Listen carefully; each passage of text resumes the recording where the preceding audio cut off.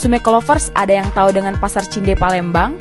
Ngomong-ngomong soal Pasar Cinde, ternyata pasar ini memiliki sejarah yang panjang guys.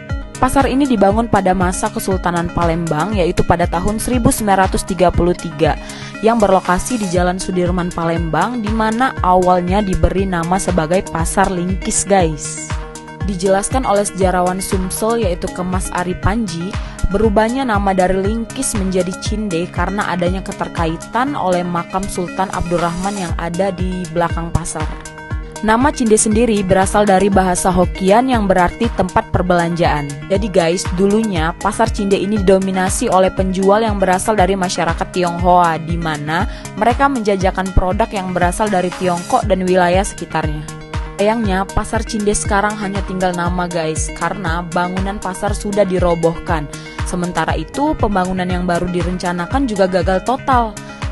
Gimana nih menurut Sumeko Lovers? Komen ya.